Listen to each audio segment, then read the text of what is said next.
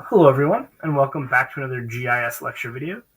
And in this lecture video, I want to talk about the last type of overlay analysis, which is called symmetrical difference.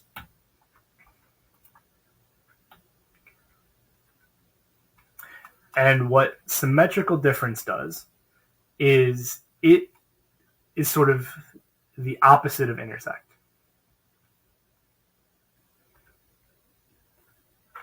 Right? What symmetrical difference does is it removes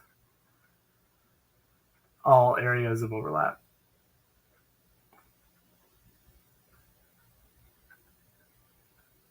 Right? And so again, like always with our first example here, right, we have the 8 pieces of geometry.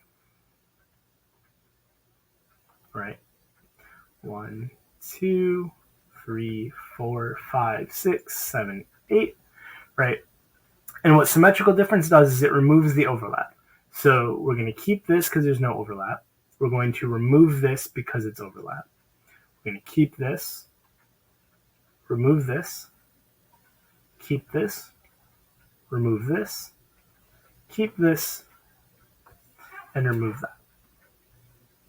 Right? If we look at the cleaned up data, that's exactly what we see, right? Is that we've essentially created these holes where there's no more geometry because we've removed the overlap. And as always, because we're doing overlays, we have to look at the attribute table as well. So this is where symmetrical difference is different, right? With union, we kept everything. And so there would be at least a few features that had data for both, right? With identity, we kept all of the overlap and all that was left of A.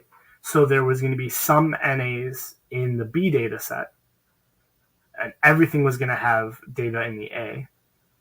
With symmetrical difference, because we're removing the overlap, there will never be a complete row. Every single row will be missing data in at least a few columns, because by default, it's not overlapping, right? So 1C here represents, again, this 1B. So there's no A data. So the A columns become NA, right?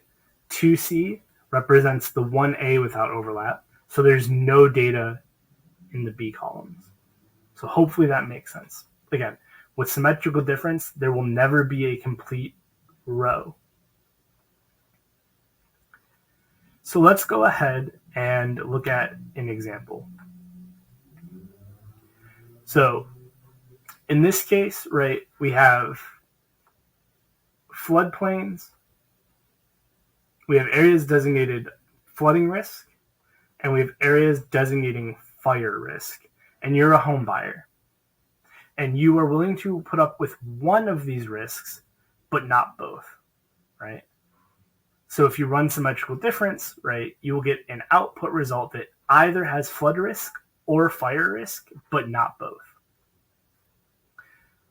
So let's go ahead and look at the output geometry, and my choice of shapes here was a little crazy, but right, you can see that in this case, right, we have this is 1C, this piece right here is 2C, 3C, 4C, and 5C, right? And we got rid of the overlap.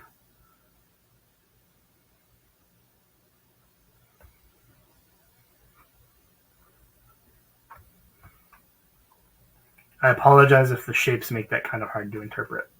But again, as always, because we're working with overlay, it's not just about the geometry. We have to include the attributes. And again, by design, with symmetrical difference, there will never be a complete row. And if we think back to the concept of the problem here, right, each one of these features either has flood risk or fire risk, never both, right? So hopefully that makes sense. I know I'm moving through this one a little quicker because we've seen this concept now 3 times before. So let's transition into another review question.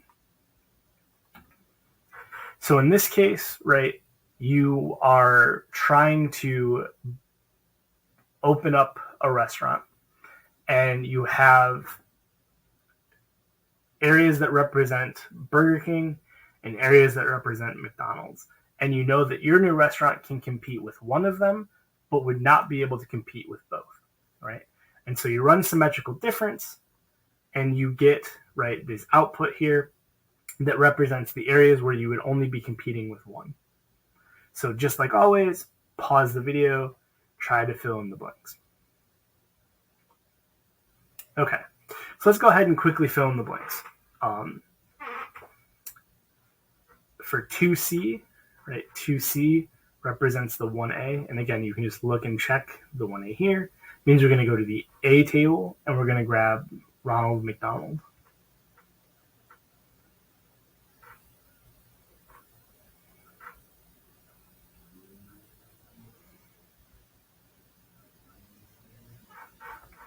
Right. For 3C, right, we see the 2B. We go to 2B. We grab Sir Shake-a-Lot.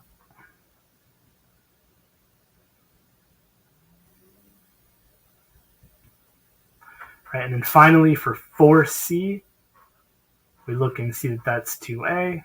So we put 2A. So hopefully that all makes sense. And as always, if you have any questions, please reach out.